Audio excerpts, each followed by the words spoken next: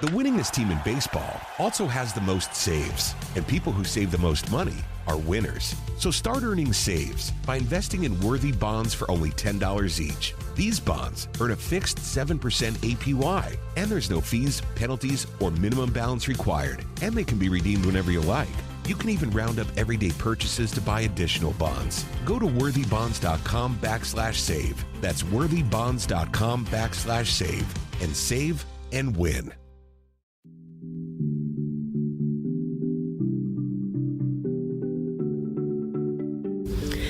Welcome to Let's Talk About It with Janelle King. I am Janelle King, and this is where we discuss kitchen table topics that are banned from family gatherings but necessary to maintaining a strong republic. And today, we're going to talk about the Target boycotts and the controversy.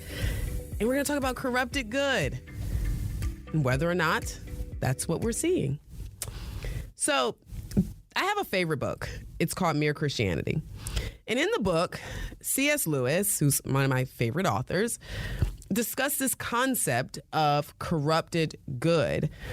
And he's discussed it in the concept of, or in the context of morality and human nature. So Lewis doesn't necessarily specify or explicitly say the term corrupted good. That's kind of my take. That's kind of what I took from it. But what he does is he delves into this idea that good things can become twisted or corrupted when it's misused or pursued excessively. One of the key arguments that Lewis makes in this book is that human beings all have a moral compass, which he calls the law of nature or the rule of right and wrong. And he suggests that this moral law is universally presented in human societies and serves as a guide for distinguishing between right and wrong. He points out that this failure to adhere to the moral law does not imply that there's an absence of the law itself, but rather it's the corruption or the perversion of it. It means that as human beings, we choose to ignore what is morally correct and to indulge in what is societally pleasing or personally pleasing. But that doesn't mean that morals have left the room. He believes that when individuals deviate from this standard, they're simply perverting the good or distorting its true nature. He uses various examples such as excessive self-interest, which can lead to selfishness and a disregard of others. And he also discusses how legitimate desires such as desire for food or sex can become corrupted when pursued without proper boundaries. Or in some ways, it can end up harming yourself or others.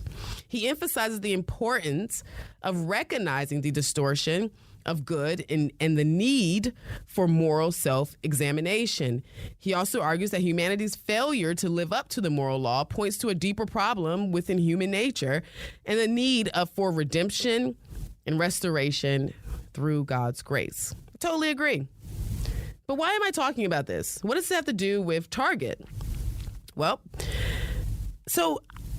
because I'm looking at this whole situation. I'm looking at what's happening with our corporations and the repeated boycotts, and it makes me question some things. Most recently, we saw Bud Light was impacted because of their support of Dylan Mulvaney. Dylan Mulvaney is the grown man who pretends to be a little girl all in the name of transitioning. Republicans went crazy. Like, we lost our minds. We just couldn't believe that Bud Light is doing this. Yes, I agree. It was an absolute bad move on behalf of this company. It put them in front of this political firing squad. But do we have all the facts? Do we care to have all the facts? Is there a fact that would change the emotional response? So the brand, actually, what happened was they sent Mulvaney a personalized pack of beer with this influencer's likeness as part of an ad for the company's March Madness contest to celebrate a year since Mulvaney began identifying as a woman. Now, in my opinion, celebrating a grown man for pretending to be a little girl is sick. I think it's absolutely ridiculous. But I'll be honest, I didn't hear that side of the story. What I heard were people who said that Bud Light had made Dylan the face of the brand. What I heard was, just a completely over-exaggerated version of what actually happened. And Anheuser-Busch CEO, Michel Ducaris, said that he needed to clarify some facts, that what happened was it was one can with one influencer, one post, not a campaign. But do we really care? I mean, do we need a campaign or more than one can to be upset? Do we have a reason to, do we really need a reason to burn it all down after knowing that they were celebrating this man's quote unquote transition? Well, the CEO also said that the company is working to provide direct financial support to the frontline workers who were impacted by this boycott. The delivery workers, the sales reps, the wholesalers, the bar owners, the servers. You see, there were product that was purchased to be sold in small businesses that are now being shelved. But at least Bush knows not to do it again, right? I think that was the whole point. But now we have a new target, pun intended, and it's the Target store that has chosen to put out LGBTQ collection clothing that partners with a designer who promotes Satanism. And as a result, the boycotts have begun again. Some of us may call this just repercussions of their actions. Some may call it basic political risk. Some may say that the corporations must read the room and pay attention to their consumer base. I think all of that is true, depending on what side of the coin you're looking at. But I'm not here to discuss whether we can debate that or not. But what I'm not hearing is what I want to discuss. And what I'm not hearing, this call to action that is coming and being pushed by all of us conservatives, I'm including myself, is we're not calling it the cancel culture. It's not like we don't understand what the cancel culture is or what it can do. I mean, Ben Shapiro said when the cancel culture was being pushed by the left, and I agree with him, he said that there are a lot of concerns about the potential dangers and the negative consequences of the cancel culture. He argued that the cancel culture stifles free speech, promotes a culture of outrage, and suppresses dissenting opinions. I agree 100% with Ben. I totally agree. And I hate the cancel culture. I don't care who's doing it. I hate the concept. But what happens when the corporation being canceled is being canceled because they've offended the right now? It's not that the left is being offended. Now we're being offended. Are we now boycotting? Is it safe to say that the term boycotting has turned into a safe word so that we're not using the term cancel? Are we not attempting to cancel these corporations? Or are we just sending them a message? Do we believe Target and Bud Light have a right to do what they've done as a private business? Do we believe that as believers, as Christians, that those who are on the right have a duty to right the wrongs or else? Or have we been sucked into this concept of corrupted good? Are we now shushing the left, demanding traditional values be restored, all in the name of righteousness? Have we turned good intentions, fighting for the republic, into personal vendettas? At this point, I don't even know if we have a plan or if we have a goal. I feel like we're just mad. I feel like we're mad, and we're saying that we're mad because we're fighting the devil and or what is morally wrong. Or are we just defending our side? there's a lot of questions that I have. Something else that Ben Shapiro said that I want to add is that he contends that creating that the cancel culture creates an environment where individuals fear expressing their thoughts or engaging in open dialogue due to the fear of being targeted and canceled for their beliefs. He also argues that instead of engaging in dialogue and allowing for debate and education, the cancel culture often seeks to silence individuals or entities deemed offensive or problematic. I will venture to say that that's what's happening. If you don't think that, as a conservative, you're participating in the cancel culture, I'm hoping that through listening through this episode, you will hear some things that may shine a bit of a light on that.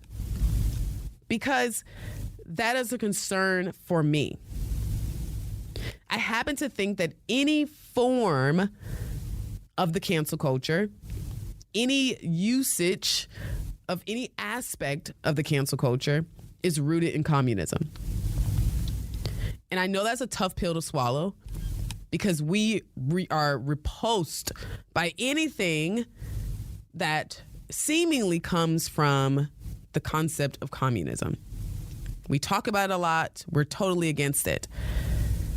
However, the reason why the Communist Manifesto is an extremely dangerous weapon is because a lot of the tactics, a lot of the tools that are being utilized are things that are uncommon, things that are quiet, things that are under the surface. It seems to be loud, but is it? You see, it's easier to spot communism when we're talking about men getting pregnant or LGBTQ issues that are extremely anti anything traditional or even makes sense when you're telling me there's 76 genders. But it's really hard to spot it when the tables are turned. And if we haven't learned it yet, we're about to see the power of communism and their tactics put on full display. So we're going to take a break. But after the break, we're going to break down where I'm coming from, why I feel this way, why I think that it is an urgency for us to pay attention, particularly as conservatives. Because what you don't want to do is find yourself going against all of your own core values, all in the name of righteousness and doing what's right. The winningest team in baseball also has the most saves, and people who save the most money are winners. So start earning saves by investing in worthy bonds for only $10 each. These bonds earn a fixed 7% APY, and there's no fees, penalties, or minimum balance required, and they can be redeemed whenever you like. You can even round up everyday purchases to buy additional bonds. Go to worthybonds.com/save. That's worthybonds.com/save and save and win. Spring is here and baseball is back. You can't forget the Derby. I love the hats. Do you have yours yet? My hat? I treated myself to a whole outfit. If you want to be able to treat yourself, then you should check out the Nest Savings Account at LGE Community Credit Union, where they want you to reach your savings goals faster. Take it from a pair of 680 The Fan wives. Head to lgeccu.org to find out what makes their team #1 in Georgia. Welcome back to Let's Talk About It with Janelle King. This is Extra 106.3. And if you're joining us for the first time, don't worry. You'll be able to catch the full episode on my podcast, which is airing this coming Tuesday. And I've done something for you all because it is so hard to find all the different platforms that I'm on. So I made it a little bit easier, or at least I try to make it a little bit easier, by creating a website which you can all go to called allthingsjking.com. That's allthingsjking.com, where you can find a link to listen to anything at any time, whenever you want it. You just go there. So before the break, I opened the discussion by talking about the term or the concept of corrupted good that I discovered after reading Mere Christianity with C.S. Lewis. So if you're joining me for the first time, I'm sure you may be a little bit confused because you're like, what are you talking about? What is corrupted good? Why are we talking about this? Well, let me explain. There's a lot that's happening with our major corporations right now. We have Bud Light that was boycotted and seemingly canceled. Target failed right behind it. And I recently heard something about Kohl's possibly joining the cancel company list because they had some baby clothing that had LGBTQ stuff on it. So, I mean, not canceled, because remember, as conservatives, we call it boycotting. We don't call it canceling. But anyway. But as a Republican, I found myself asking some fellow conservatives why. If we are the party of free market principles, if we're the party that believe in private businesses and that private businesses should have the right to do whatever they wish, then why are we celebrating the demise that's coming as a result of the cancel culture? Are we simply using the same communist tactics, and instead of calling it the cancel culture, we're calling it boycotting because we need to make a statement? Or is this an example of corrupted good? Is this something that we started out with good, by standing up to the things that we see that are wrong? Have we now turned it into now taking down businesses? And look, like everyone else, I absolutely believe that we shouldn't step foot into a Target. I mean, I just do. That's my personal opinion. But for me, it's because I do feel that there is a blatant disrespect that has taken place as a follower of Christ that enrages me. But that rage is an emotion. And now that I feel this emotion that's now driving me to make a decision, I now have to ask myself if my response is rooted in that emotion or if it's rooted in logic. And then I also have to ask myself if my response is rooted in the values that I claim to espouse. I mean, as Americans, we have to make sure that we're looking at everything that's happening in our country from every single angle. Everything that is bad can also, and in most likely, in a lot of cases, I'll say, maybe not say also, but in most cases, it can be traced back to something good. Think about the idea of inclusiveness. The idea of inclusiveness is a good idea. We should be inclusive. We should include everyone, every perspective, every conversation into the discussion. But it gets corrupted when that intention now turns into including people who claim that they can get pregnant although they don't have a uterus. That's now corrupted good. And we can't do this all in the name of inclusiveness. Here's another example. SeaWorld. Do y'all remember SeaWorld? So in 2013, a documentary called Blackfish was released. And the primary focus of this documentary, Blackfish, was to shed light on the treatment of captive killer orcas or killer whales, but they're known as orcas. I'm married to an animal expert. He would not be happy if I didn't use the correct term. And so they created this documentary because they claimed that these killer whales, these orcas, were being held captive and mistreated. They specifically examined a particular story about a captive orca, that's what they call it, captive orca, who was involved in the deaths of several trainers at SeaWorld.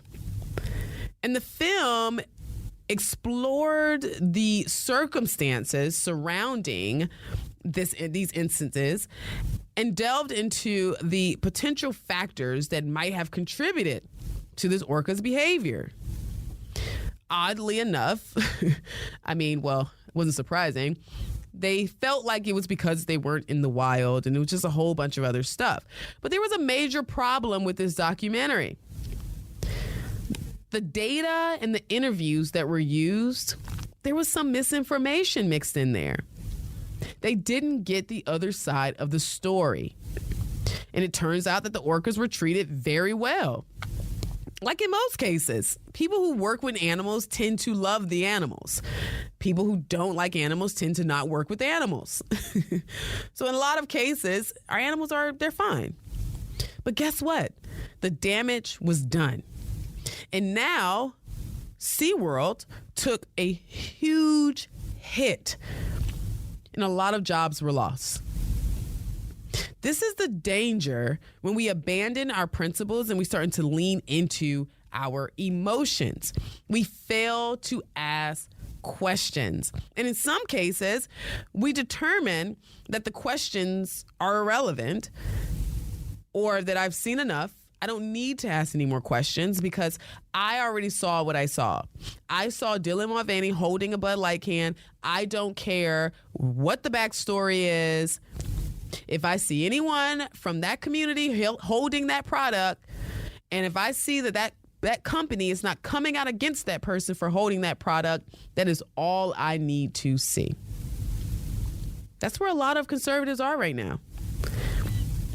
But I'm passionate about this because I don't want to see conservatives turn into the new cancel culture.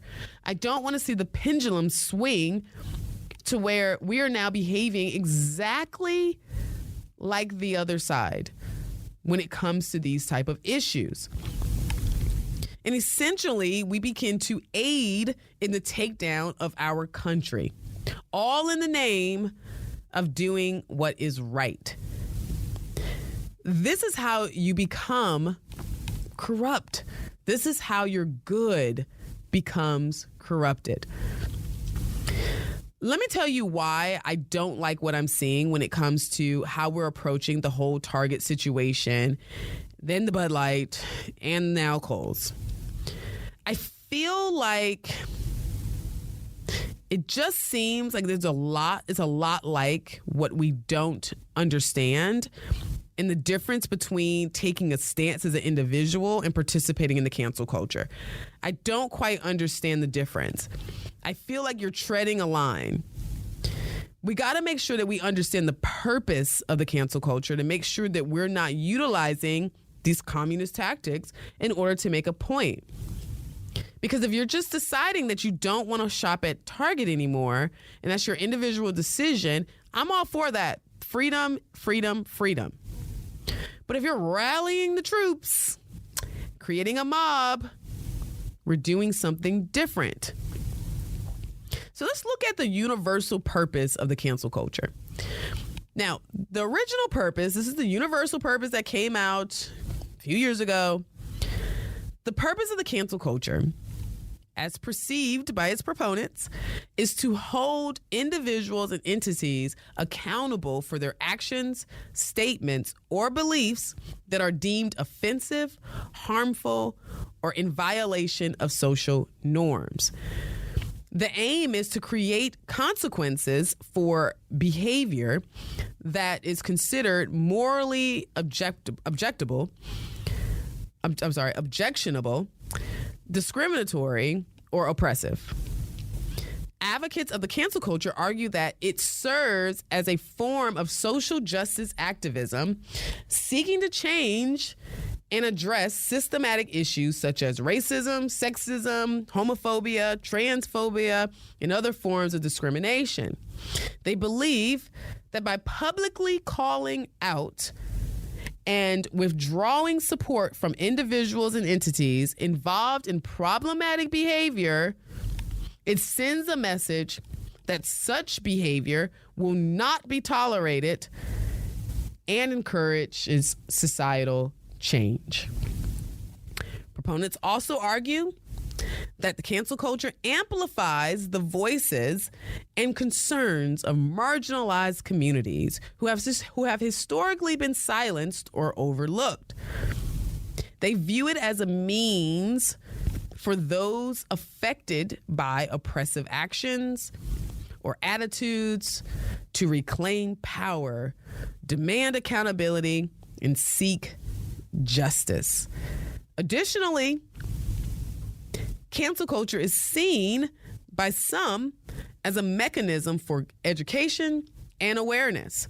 By publicizing and critiquing problematic behavior, it aims to educate the public about the harmful impact of certain actions or beliefs, fostering a greater understanding and sensitivity towards marginalized groups. Now, that's a huge definition, but if you didn't hear a little bit of what we're doing as conservatives to these corporations in that, then you weren't listening.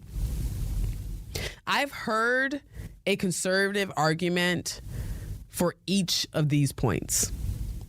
I've heard the argument that the left wants us to be silenced. Therefore, we will show them that we are here by pulling out our dollars. That sounds like the cancel culture's amplifying voices and concerns of the marginalized communities who have historically been silenced or overlooked. Republicans. I've heard that we're shining the light on the satanic behavior that's coming from the left.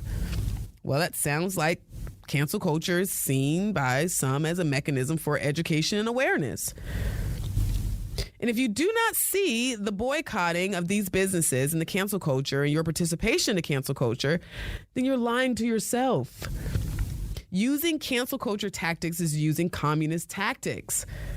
Certain aspects of the cancel culture aligned with tactics used by some proponents of communist ideology. Today, I see the cancel culture being used as a tool to silence dissent, to control speech, and to enforce ideological conformity. We cannot be a party of freedom of expression, freedom of speech, and so forth, while also undermining these principles of free speech and open dialogue, which are central to our republic. And before anyone says that it sounds like you're defending Target, let me stop you right there. Because if your mind automatically goes to the in defense of argument, you're missing the entire point. Matter of fact, you may be participating in this. When I say I believe in freedom, I mean freedom for all people. Every person and every corporation has the right to choose life or death, right or wrong. I believe that we have the right to choose where we want to spend our dollars. But when we actively push a campaign to end a company, we must accept that we are also choosing to join the mob, which is called the cancel culture. We must also become accepting of those on the left who choose to join their mob in support of whatever they feel should be canceled. We can't get mad at them if we're not mad at ourselves. The primary purpose of the cancel culture is to teach a lesson. It's to prove to the person or the company that you're upset with what they have done and that it's right and that you're right and that they're wrong. And that they need to stop doing whatever they deem that is wrong or else. It's not about the cause. This is not about the cause. I'm not upset about the cause. I'm upset about the concept. I want to see this country brought back to God just as much as everyone else. But responding to the moral law that lives inside of each of us is how that happens. But I understand that we can do that if we're focused on the cause.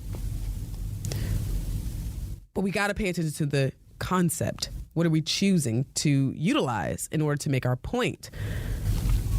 We can neglect the effects all we want. But at the end of the day, there is an attack on our country. We are in war, both spiritually and naturally. And the entire country is at war, not Republicans and Democrats. Our entire country. And the enemy isn't Americans. It's our adversaries.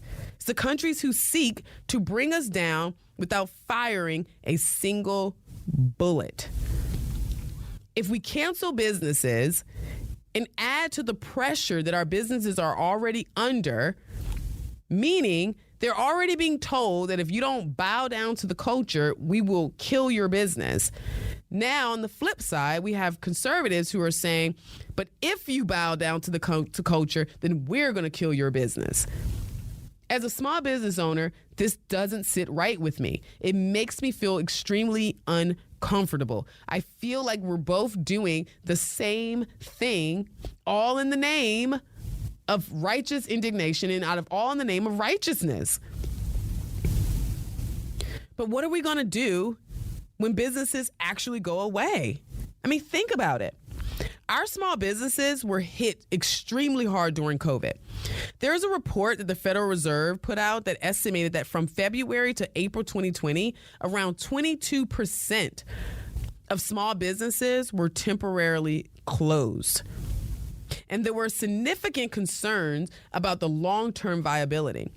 And then another study that was done by Yelp in September of 2020 reported that around 60% of U.S. businesses listed as temporarily closed on their platform has permanently closed. 60%. Our major corporations make up 49% of our employed population. When businesses lose money, majority of the time, those who are in charge, they don't feel the effects. The people that you think you're getting to, they're not the ones that's being impacted. It's the employees who are feeling the effect. When a stock tanks, a company now moves into how do we reduce costs mode. You know how you do that? Through layoffs. Because labor is typically the highest cost in every single business. Along with layoffs comes supply chain disruptions, financial market volatility, economic confidence and sentiment is impacted because large corporations often serve as indicators of economic health and stability. So when they fail, it's a huge problem, which then leads to government intervention and bailouts, which is something else that we're totally against. So are we proving a point or are we increasing our unemployment numbers? Are we looking at, do the facts matter at all? I mean, what are we doing? Because once the stock tanks, the impact is felt. And what happens next? Are we happy if a company says, well, as a result of your actions, I will no longer sell these items? Is that all we want? Is that what we want from this deal? Do we want an apology? Truly, what are we doing? That is the question. And to me, it all sounds like we simply just want to be right.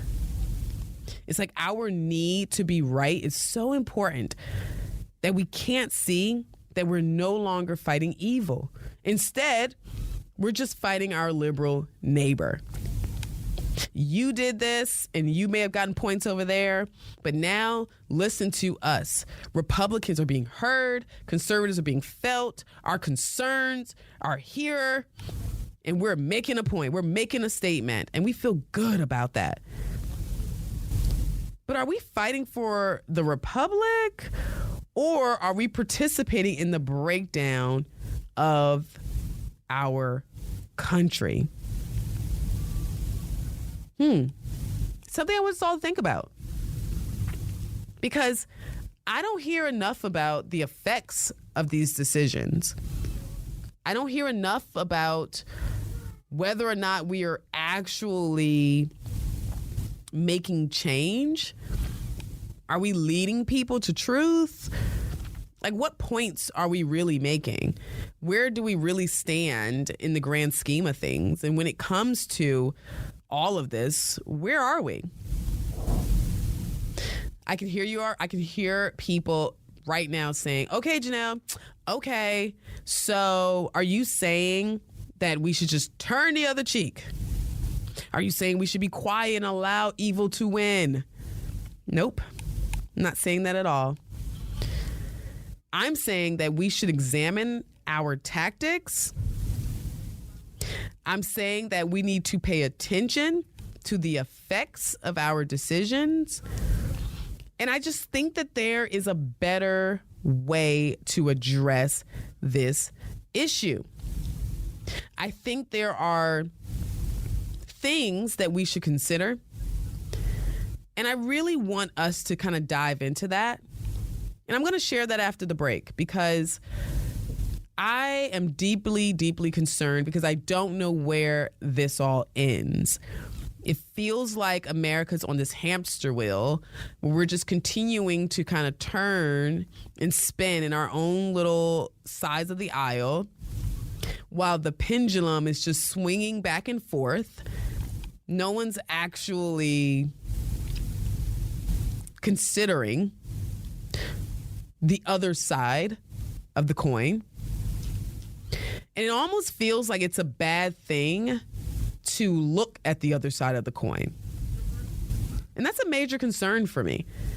If you are a conservative and you feel that feeling inside of you that's like, if I even look at the other side to try to see if there's anything I can agree with, you start to feel bad about it because the other side is flat out wrong.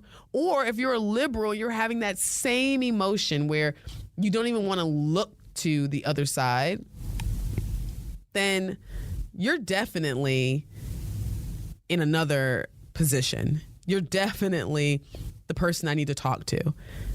Because if we ever get to a point where we're no longer looking at the other side of the coin, no matter what side you're on, you're wrong, and we're all participating in communist tactics. So after the break, I'm going to dive into this issue. The winningest team in baseball also has the most saves, and people who save the most money are winners. So start earning saves by investing in worthy bonds for only $10 each. These bonds earn a fixed 7% APY, and there's no fees, penalties, or minimum balance required, and they can be redeemed whenever you like. You can even round up everyday purchases to buy additional bonds. Go to worthybonds.com/save. That's worthybonds.com/save and save and win. It's March, and we all know what that means. College basketball. I know there are teams looking for a bump, but did you know that our friends at LGE Community Credit Union have a bump rate program for their CDs? If you have a CD with them and rates increase during the term, you have one chance to bump your rate, giving you the power to earn even more. Take it from a pair of 680 The Fan wives. Head to lgeccu.org to find out what makes LGE number one in Georgia. Welcome back to Let's Talk About It with Janelle King, and I am your host, Janelle King, and this is Extra 106.3. Before the break, I shared my heart as to why I'm totally against the cancel culture, even when conservatives use it to their advantage. If you're joining me for the first time, don't worry. You can listen to the full episode of my podcast. It will be uploaded on this coming Tuesday. And I have something new that I'm doing as well. If you're a reader and you don't want to hear all my pauses and all of my emotions, I'm sharing the transcript. I will be posting the transcript of my podcast on the Peach Pundit. That will also drop this Tuesday as well. And if all of this is a bit confusing, you can go to allthingsjking.com to grab the link to listen or to read. So we ended the last segment with the question, what do we do when we see these type of injustices? If we can't participate in the cancel culture, if we can't be a part of the boycotts, and we don't want to be someone who's calling for mob takedowns of businesses, if we want the business to feel that we're upset with the decision you're making as a consumer, But we also don't want to add to killing our economy. What do? I mean, should I continue to support Target, or do I make a personal decision to stop supporting them and not say anything? How do I fight injustice while also not participating in the cancel culture? That's a real question. That's a question that I have for myself. It's a question that I have deeply pondered on, because I really believe that what's happening in our businesses, that the actual culture itself, not the corporation, but the culture that's impacting these corporations, that's driving our young people, who are huge voices right now, to push our businesses in these directions. I really feel like we are caught between a rock and a hard place. So I have a few suggestions, but let me start by saying this. I believe in the moral law that resides inside of all of us. I don't just believe it exists. I believe that it's alive and active. I believe it's a compass that can sometimes be ignored, but it can never be removed. Everyone can be rehabilitated. And I really believe that. I truly believe we all know right from wrong. And even if it's just a small gut feeling that can't be expressed in words, this is why I'm such a strong advocate of the market, of the free market, and letting the market kind of drive these outcomes, is because even if it's just that little small gut feeling that you can't express, it's still there. And it doesn't mean that you're not free to choose where you want to shop. Of course you can. I mean, you have the freedom to decide on what you want to support. But it means that you don't feel the obligation to change the hearts and minds of others. And I know there are people who are probably extremely nervous or upset about what I just said, because they feel like it is our duty to change the hearts and minds of others. But see, I believe that it's our duty to lead people to truth, and that transformation is something that only comes from God. I don't believe that as humans we can transform other humans. I don't believe in people who marry for potential, because that's what I think that is, right? I think that you will potentially grow into this, and I'm going to help you get there because I can change you. That never works, because we can't change people. We can lead them to truth. But when we get caught up in all of our emotions and we start to make decisions based on what we feel and how we feel, we lose sight of the effects of our actions. We look at the corporation and not the neighbor next door who's going to lose their job because of the emotionally driven boycotts. As a conservative, we're supposed to be the party that is pro-free market. We're supposed to be pro-private businesses and the ability to make private decisions. We're supposed to support businesses that do these things. We should be encouraging corporations to stand strong in their core values, regardless of the pressure they may feel from the consumer base. And I know that it's extremely hard, because a business is in business to make money. If you're not making money and turning a profit, you have an extremely expensive hobby. So listening to the consumer base is important. But what happens when that consumer base is telling you to do something that's outside of your personal core values?